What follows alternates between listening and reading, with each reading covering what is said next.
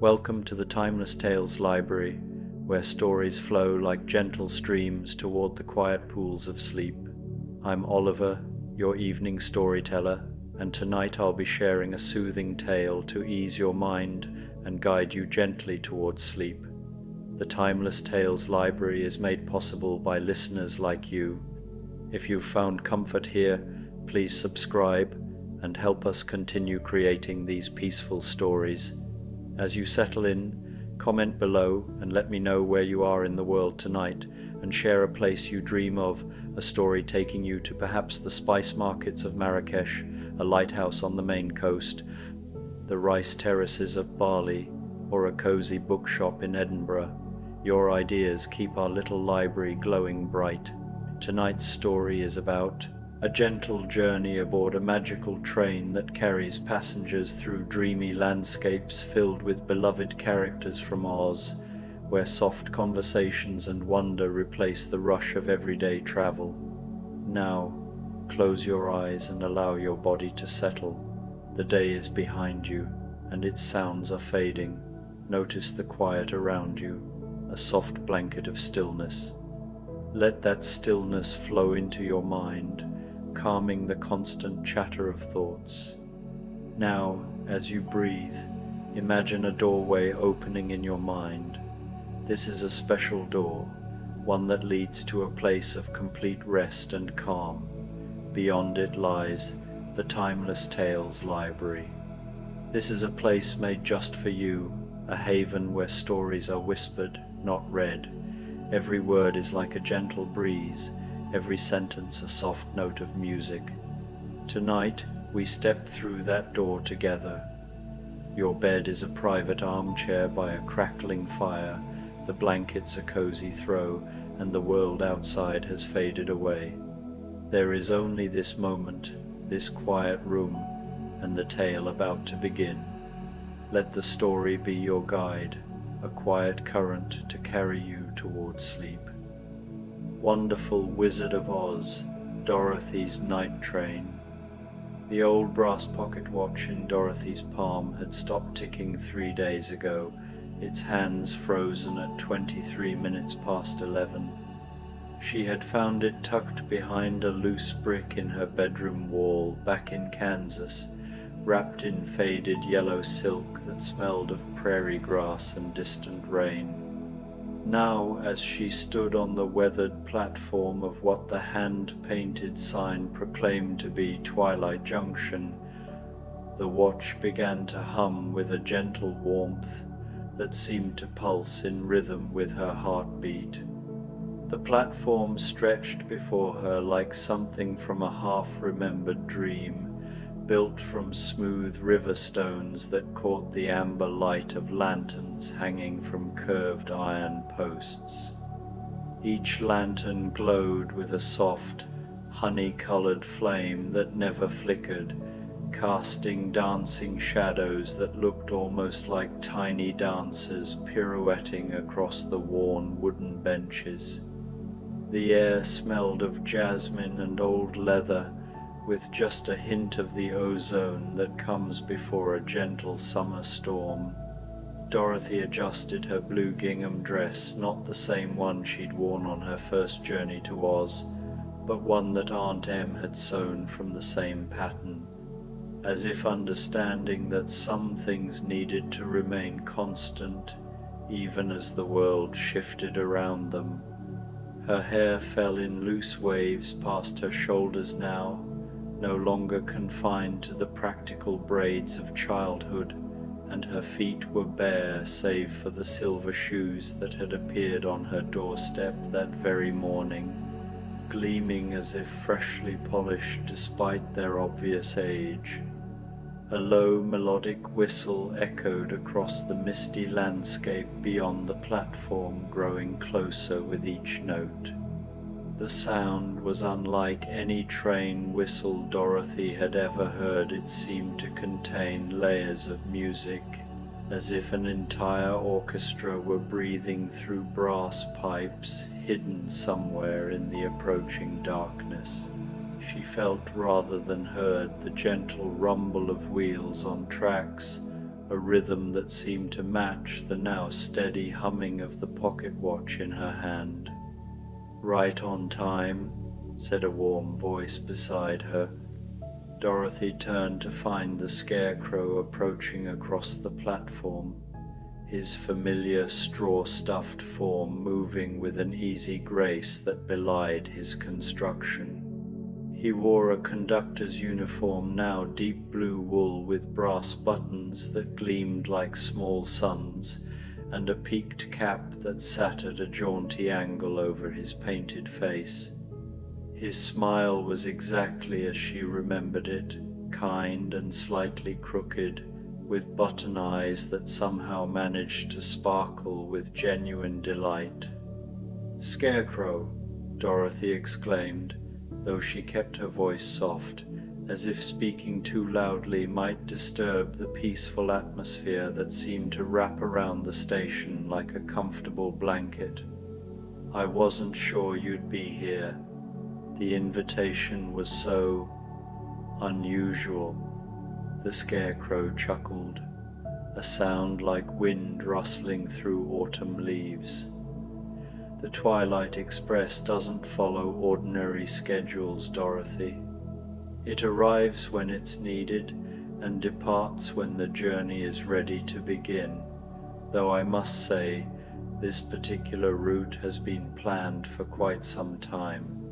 He gestured toward the tracks, where a soft lavender glow was beginning to bloom in the distance.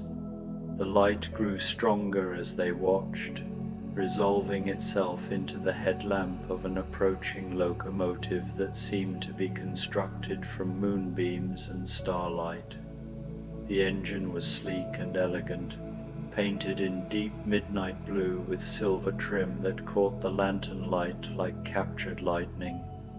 Steam rose from its smokestack in lazy spirals that looked suspiciously like dancing clouds, and the wheels, though clearly solid and functional, appeared to be made of polished obsidian that reflected the night sky as if it were a mirror.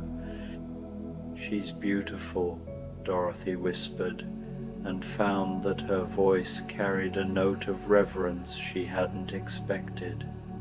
"The Emerald engine," the Scarecrow said proudly, "built in the workshops of the Emerald City, though designed by someone with a deep appreciation for both dreams and distant places. Shall we board? The others are already aboard, and I believe they're quite eager to see you again." The train glided to a stop with barely a whisper of sound, as if it were settling onto the tracks like a bird coming to rest on a familiar branch. The passenger cars were works of art, each one painted a different shade of twilight, from the deep purple of distant mountains to the soft rose gold of clouds touched by the last light of day. Windows glowed with warm, inviting light, and Dorothy could see silhouettes moving about inside, the shapes familiar even in shadow. The Scarecrow opened the door of the nearest car with a flourish, extending his straw-filled hand to help Dorothy aboard. The interior took her breath away. The car was furnished like a comfortable parlor, with deep velvet seats in shades of forest green and burnt amber, small reading lamps with fringed shades, and tables laden with an assortment of curious objects. Books bound in leather the color of autumn leaves, teacups that seemed to glow from within, and small glass globes that contained what looked like miniature weather systems, complete with tiny lightning bolts and drifting clouds. "Dorothy, dear," the Tin Man rose from a seat near the center of the car, his newly polished surface reflecting the warm light like a beacon of joy.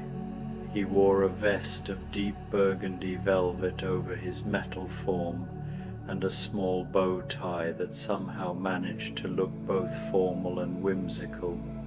His axe, Dorothy noticed with a smile, had been replaced by a walking stick topped with a small silver heart that pulsed with gentle light. "Tin Man," she said, accepting his careful embrace. His metal arms were warm to the touch, as if heated by an internal fire that burned with kindness rather than fuel. "You look wonderful. That heart suits you perfectly. Oh, this old thing." The Tin Man touched the pulsing heart atop his walking stick with one finger, and Dorothy could swear she heard a soft, contented sigh. "It's not just decorative, you know. It helps me navigate the more emotional landscapes we'll be traveling through tonight. But come, sit." The lion has been pacing the length of the car for the past hour, working up the courage to properly greet you. Indeed, the cowardly lion was visible at the far end of the car, his magnificent mane freshly brushed and adorned with small braids tied off with ribbons in shades of gold and cream.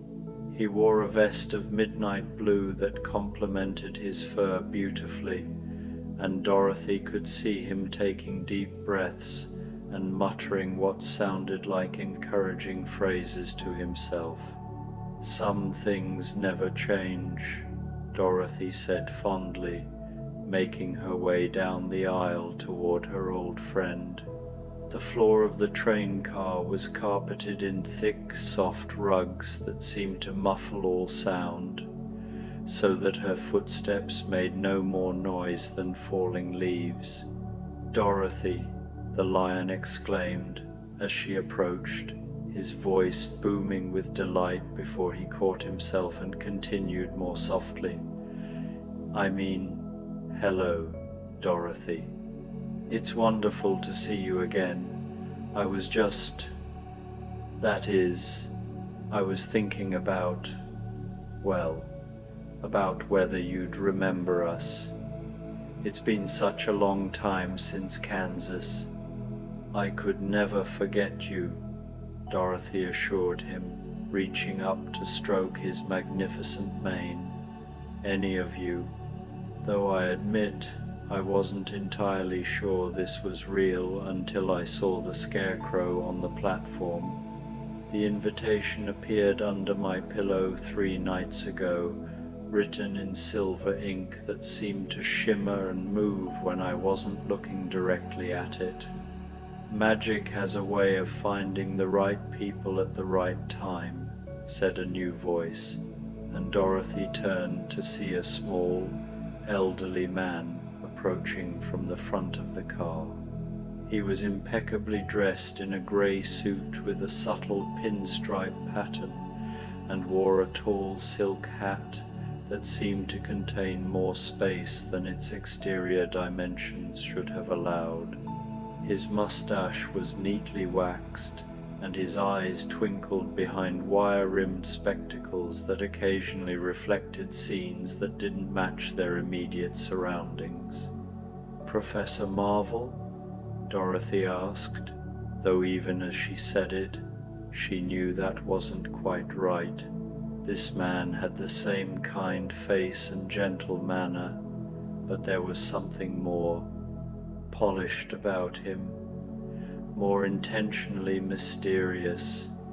"The wonderful Wizard of Oz, at your service," he said with a slight bow, though Professor Marvel was indeed one of my more successful incarnations. I've found that people are more comfortable with explanations that sound almost reasonable, even when they're encountering the genuinely magical. He gestured toward a beautifully appointed table near the center of the car, where a silver tea service had been laid out on crisp white linens. The teapot was gently steaming, and Dorothy could smell hints of chamomile and lavender, with undertones of something that reminded her of the way the air smelled just before dawn in the Kansas wheat fields.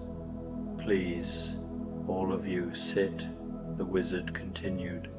"We have a long journey ahead of us tonight, and there's much to see and discuss. The Twilight Express follows a very special route, one that exists only between the hours of deepest night and earliest dawn, when the barriers between worlds grow thin and the impossible becomes merely improbable." Dorothy settled into a plush chair that seemed to adjust itself to her exact preferences, becoming softer in some places and more supportive in others.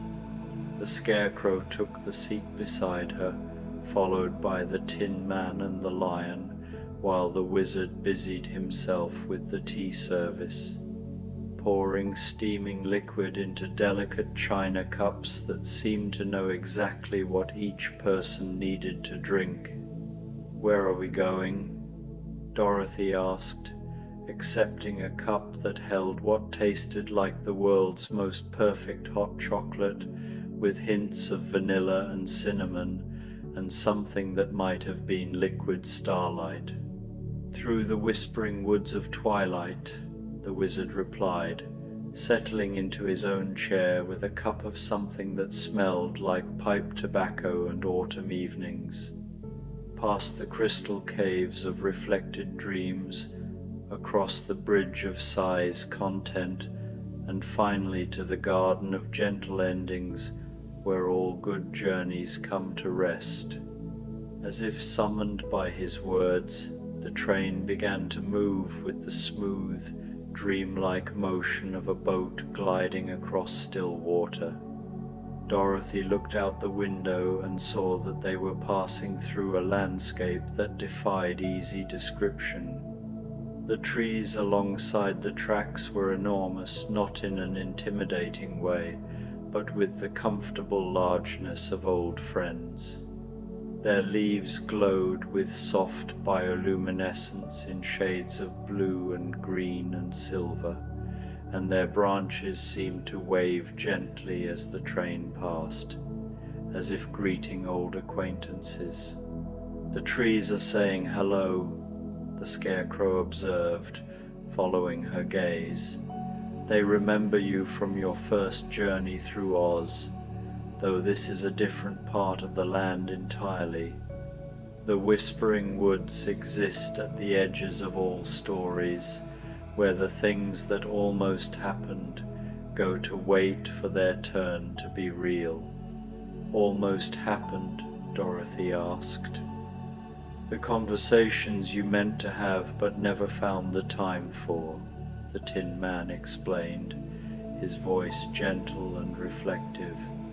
"The letters you intended to write, the visits you planned but postponed, the quiet moments you promised yourself but let slip away in the rush of everyday life."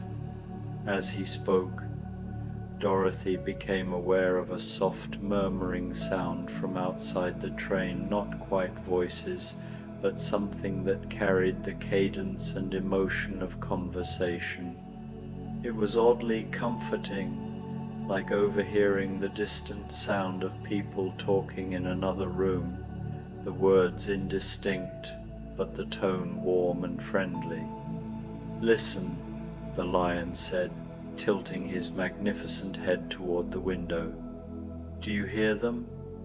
They're sharing stories, all the stories that people meant to tell but never quite got around to.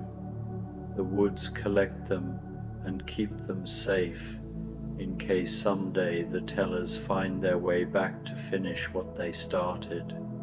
Dorothy pressed her face to the cool glass of the window, watching the luminescent forest flow past.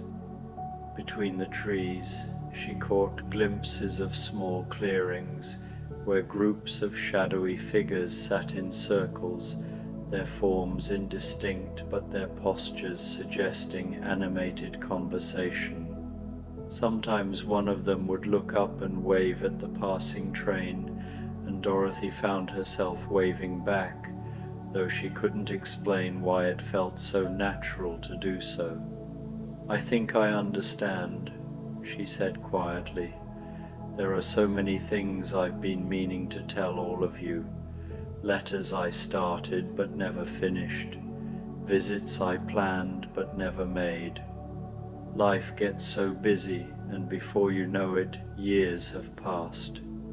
That's exactly why the Twilight Express exists, the wizard said kindly. Some journeys can only be taken when the ordinary world is asleep, when the practical concerns of daylight hours can't interrupt the conversations that matter most. The train began to climb now, the gentle upward slope barely perceptible except for the way the landscape outside the windows gradually opened up.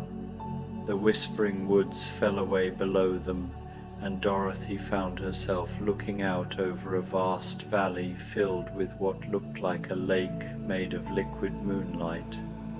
The surface rippled and shimmered, but instead of reflecting the night sky above, it showed scenes from what might have been memories, people and places and moments that flickered and changed like images in a dream.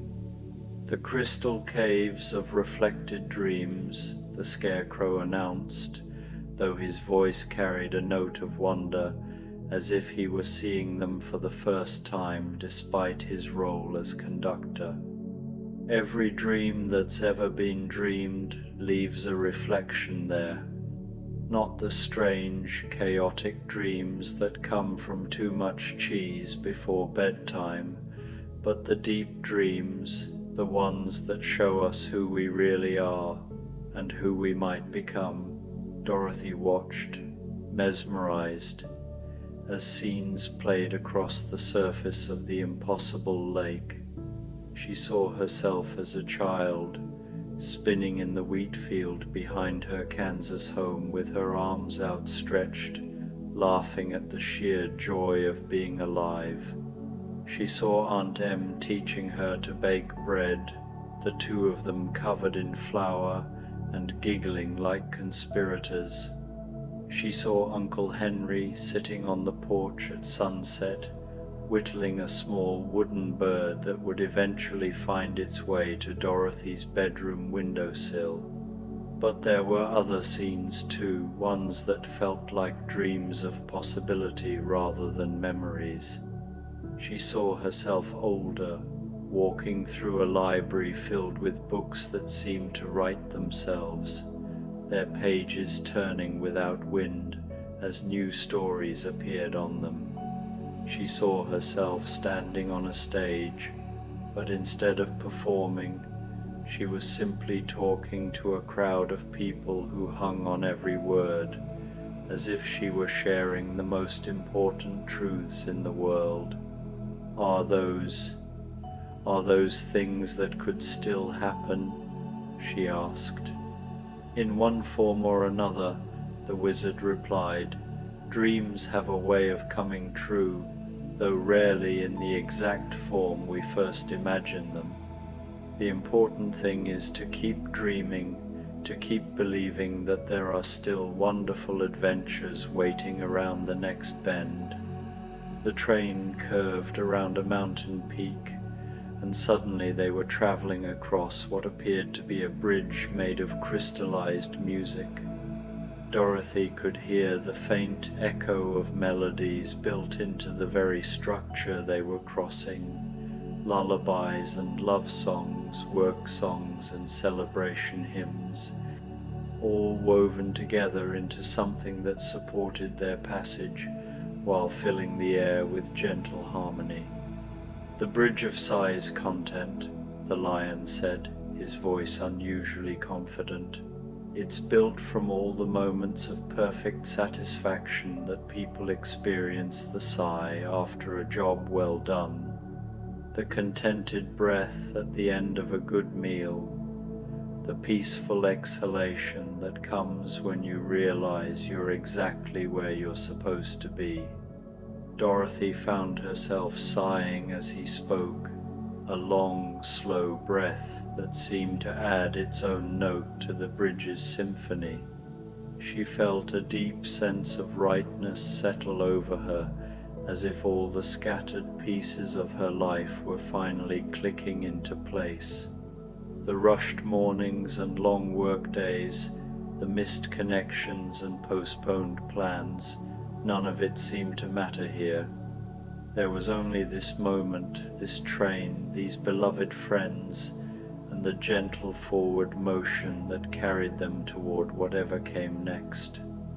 "I'd forgotten," she said softly, "how it feels to not be hurrying towards something. In Kansas, there's always another chore, another deadline, another place to be, but here, there's only the journey itself." The Tin Man completed her thought. "No destination so urgent that it can't wait for us to enjoy the scenery along the way." As they spoke, the train began to descend again, following a winding track that curved through a landscape unlike anything Dorothy had seen before. Rolling hills covered in grass that seemed to be made of spun silver stretched as far as the eye could see, dotted with groves of trees whose leaves chimed softly in the gentle breeze like distant wind chimes. Small streams meandered through the valleys, their water so clear it looked like liquid crystal, reflecting not the sky above but images of peaceful moments, children sleeping, cats purring in sunbeams, lovers walking hand in hand through gardens. "We're nearly there," the wizard announced, and Dorothy could hear a note of anticipation in his voice that hadn't been there before. "The Garden of Gentle Endings lies just beyond that next grove of silver trees." "Gentle endings?" Dorothy asked, though she found that the phrase didn't worry her as it might have in the outside world. Here, surrounded by friends and mystery and magic, it sounded like something to look forward to rather than fear. "Every journey needs a proper conclusion," the Scarecrow explained. "Not an abrupt stop, but a gradual settling into peace. The garden is where all the best stories come to rest, where all the questions find their answers, and all the wanderers find their way home." The train slowed as it approached a station that seemed to be built from living trees. The platform was formed by enormous roots that had grown together into a smooth, level surface, while the roof was made of intertwined branches that filtered the starlight into patterns of dancing shadows. Luminous flowers bloomed along the walls, their petals glowing with soft colors that shifted and changed, like the aurora borealis in miniature. "All aboard for the Garden of Gentle Endings," the Scarecrow called out in his conductor's voice, though his tone was warm rather than official. "Last stop on the Twilight Express. Please gather your memories and any dreams you'd like to plant in the garden soil." Dorothy realized she was still holding the brass pocket watch, which had been humming gently in her palm throughout the entire journey. As she looked down at it, she saw that the hands had begun to move again, but instead of marking ordinary time, they seemed to be pointing toward moments of perfect contentment, the sound of rain on a roof, the feeling of a warm bed on a cold night, the taste of the first strawberry of summer. They disembarked onto the living platform, and Dorothy was surprised to find that her feet were no longer bare. The silver shoes had transformed into soft slippers that seemed to be made of moonbeams and cloud silk, perfect for walking on the springy moss that carpeted the path leading away from the station. The Garden of Gentle Endings spread before them like a promise kept. It wasn't grand or overwhelming, but simply perfect in the way that only the most peaceful places can be. Winding paths bordered by lavender and night-blooming jasmine led between groves of trees that seemed to have been planted by someone who understood the exact placement needed for maximum serenity. Benches appeared at precisely the right intervals, each one positioned to take advantage of the most beautiful views. Small fountains bubbled cheerfully throughout the garden, their water catching and reflecting the starlight like scattered diamonds. "It's wonderful," Dorothy breathed, and found that the words were entirely inadequate. The garden wasn't just beautiful, it was healing, somehow. She could feel the accumulated stress and hurry of her ordinary life melting away like frost in the morning Sunday. "Would you like to see the memorial grove?" the wizard asked gently. "It's where we keep all the happy memories that people are afraid of forgetting."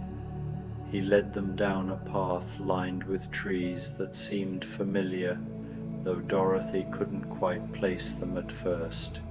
Then she realized each tree was grown from something precious that had been left behind. The oak with the tire swing was fed by the laughter of children who had played there for one golden summer. The apple tree, heavy with fruit, grew from the seeds of pies baked by grandmothers, whose recipes lived on in the hearts of their families. The climbing rose that wound around a white picket fence bloomed eternal from the love that had been planted there by people who had promised to tend it forever. "My grandmother's garden," Dorothy whispered, stopping before a patch of sunflowers that towered overhead, their faces turned not toward the sun but toward each other, as if sharing secrets. "She died when I was 12, and I was so afraid I'd forget the way she hummed while she worked, or how her hands always smelled like lavender soap. Nothing truly loved is ever truly lost," the Tin Man said, his voice gentle as a prayer. "Listen." Dorothy listened, and heard it, the faint, familiar melody of her grandmother's humming, carried on the breeze that stirred the sunflower leaves. It was exactly as she remembered it, cheerful and slightly off-key, the sound of someone who hummed not for an audience but for the pure joy of making music while she worked.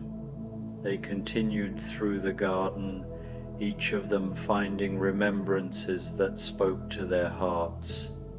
The Scarecrow discovered a cornfield where the stalks grew in perfect rows, each one topped with a small scarecrow that danced in the breeze, and Dorothy knew without being told that these were all the protectors who had ever stood guard over growing things, keeping the crows away not through fear but through friendship and negotiation.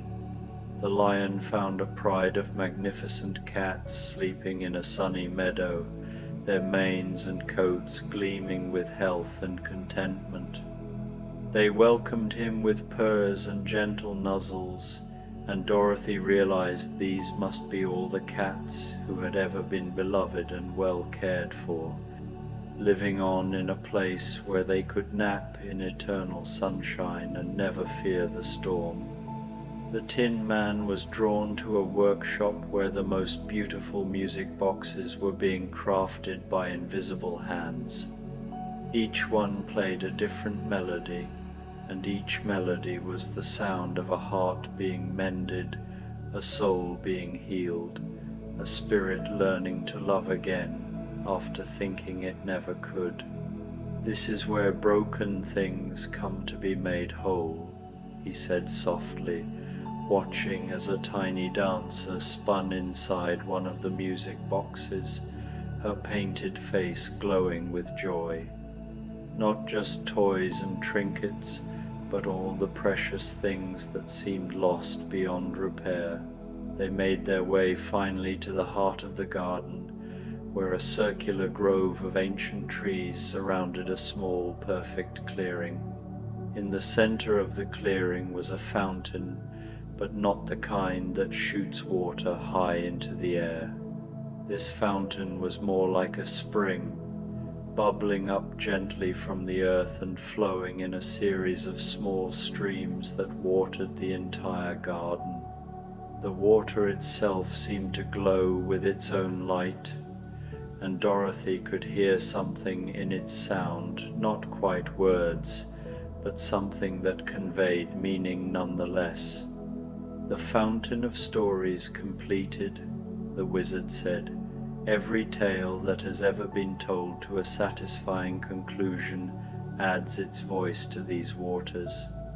Every bedtime story that ended with, 'and they all lived happily ever after,' every novel that closed with all questions answered, every song that faded out on the perfect note." Dorothy knelt beside the fountain and cupped some of the glowing water in her hands.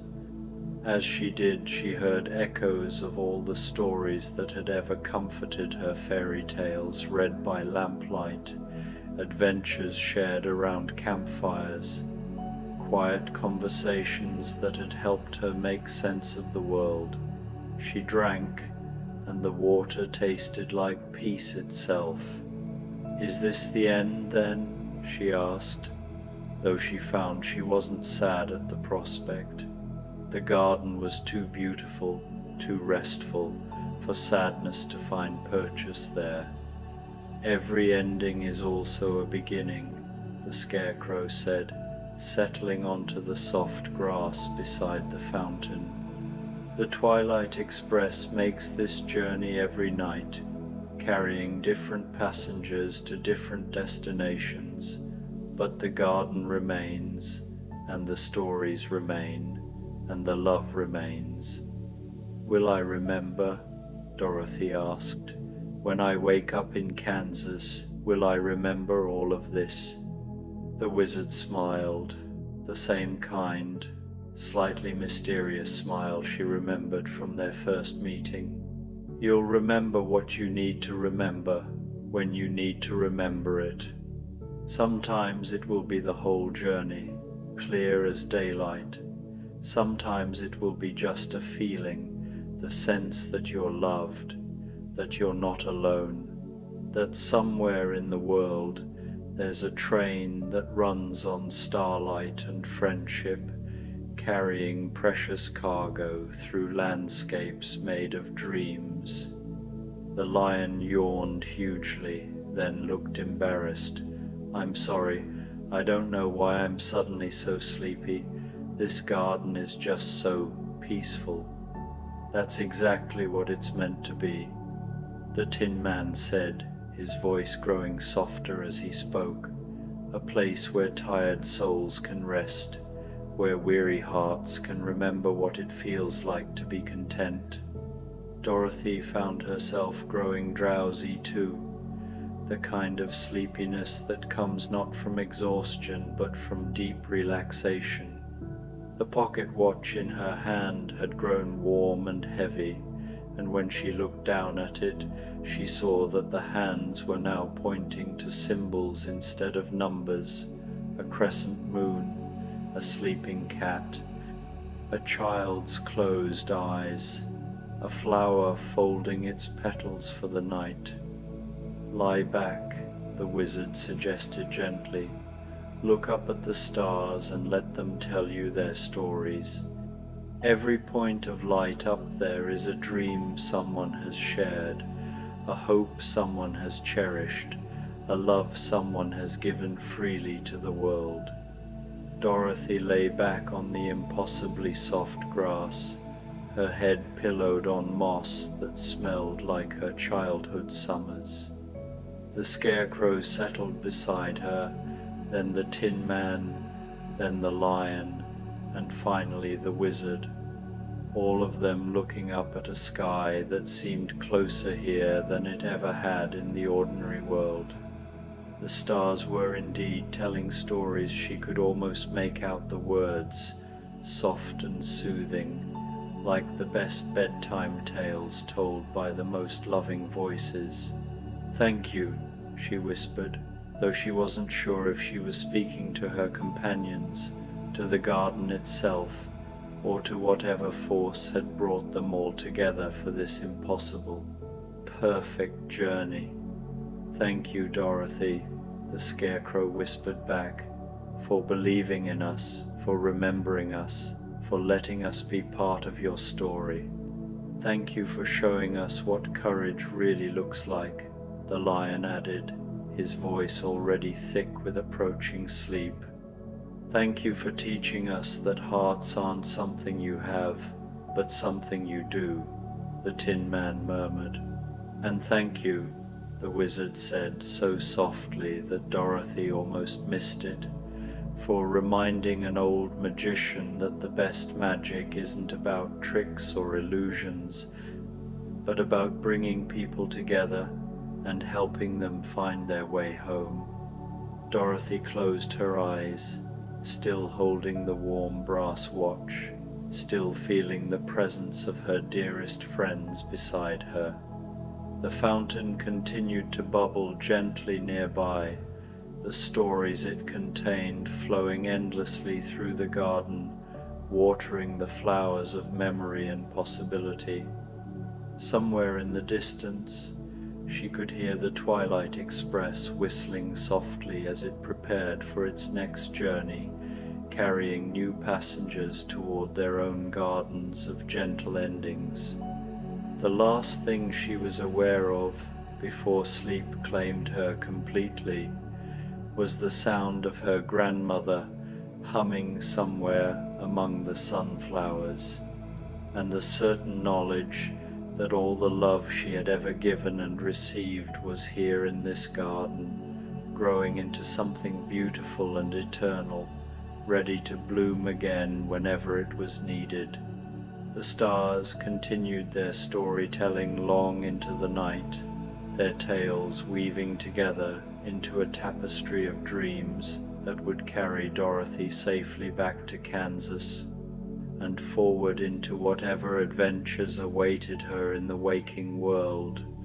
But part of her would always remain in the garden of gentle endings, tending the flowers of memory and friendship, ensuring that no love was ever truly lost and no story ever really ended. The brass pocket watch ticked quietly in her sleeping hand, its rhythm matching the pulse of her peaceful heart, counting not the passing minutes but the accumulating moments of joy, wonder, and connection that make up a life well lived. In the morning, she would find it on her nightstand in Kansas, still warm to the touch, its hands pointing to a time that existed only in dreams, the eternal now of perfect contentment, where every journey finds its peaceful conclusion and every wanderer finally comes home.